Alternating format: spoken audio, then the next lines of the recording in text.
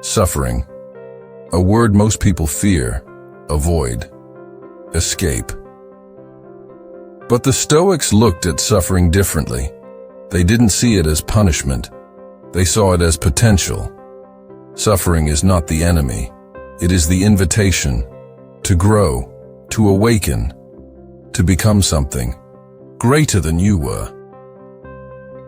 Marcus Aurelius said, "The impediment to action advances action. What stands in the way becomes the way." To the Stoics, suffering was not the wall, it was the door. Why? Because nothing builds you like adversity. Comfort doesn't test you. Ease doesn't reveal you. Success doesn't shape you. But suffering, it strips away the false. It shows you what's real. You don't know your strength until you are tested. You don't know your discipline until you are tempted. You don't know your patience until you are frustrated. And you don't know your courage until you are afraid. Suffering reveals the parts of you that still need work. It shows you where you are reactive, where you are fragile, where your ego still rules. It is not here to destroy you. It is here to polish you.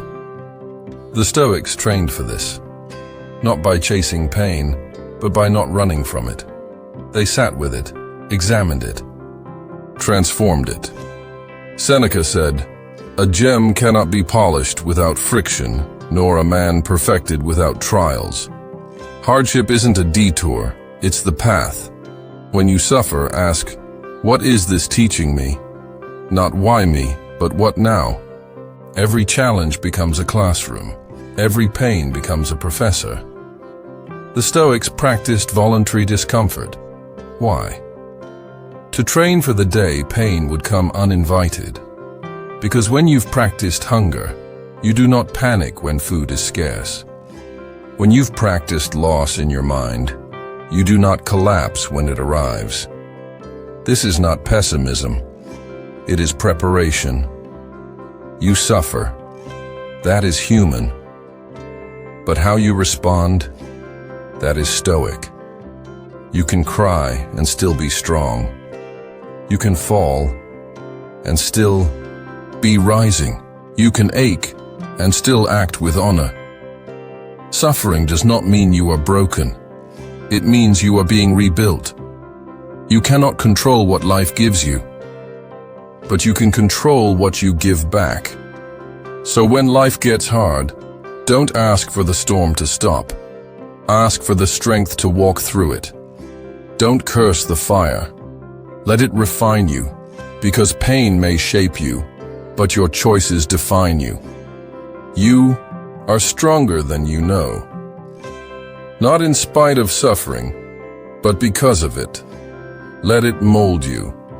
Let it humble you. Let it purify you. And when you come out the other side, you will not just be healed, you will be transformed. That is why the Stoics did not fear suffering. They welcomed it, because to suffer consciously is to grow purposefully. And that is how you become unshakable. But let us not romanticize pain. Suffering is real. It is messy. It hurts. The Stoics never denied this. They did not say, "Do not feel." They said, "Do not be ruled.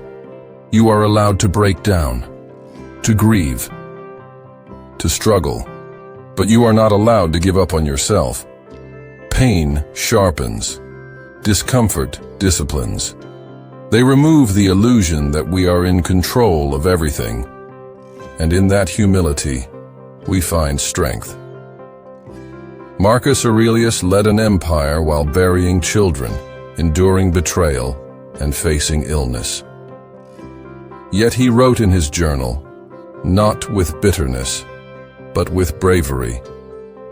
He reminded himself that no matter what happened, he still had power over his own character. Suffering is the fire where all that is false burns away. What remains is your essence, your values, your virtue. And that is why Stoicism teaches us not to resist suffering, but to refine ourselves through it.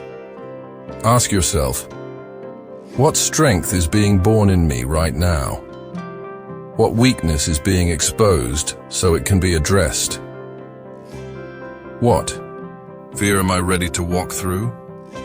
When you can ask those questions while hurting, you are no longer just enduring pain. You are mastering it. You begin to see that pain is not chaos. It is a call to show up for yourself, to be the person your future self will thank you for. So practice with small discomforts now, before life throws greater ones at you. Skip a meal. Sleep without luxury. Wake before dawn. Say no to temptation. Say yes to the hard truth. Because strength is not built in comfort. It is built in choosing what is difficult, because it is right. Suffering also connects us to others. It reminds us that behind every face is a story we cannot see. When you have suffered, you become softer, not weaker, but more human. You understand what it means to hurt, and from that, you grow compassion. Stoicism does not make you indifferent. It makes you disciplined with what you give your emotion. 2. You do not cry over spilled wine, but you weep for injustice, for love, for truth. Pain teaches you what matters, and when you suffer well, with grace, with patience, with courage, you become a guide. Your scars become signposts for those still walking through their storms. Seneca said, "Difficulties strengthen the mind, as labor does the body." Every difficulty is a weight. You can shrink beneath it, or you can lift it and become stronger. You don't need a perfect life. You need a resilient spirit, and suffering is the gym where the soul is trained. So don't run from hardship. Don't numb it. Don't blame the world. Let it sculpt you. Let it teach you.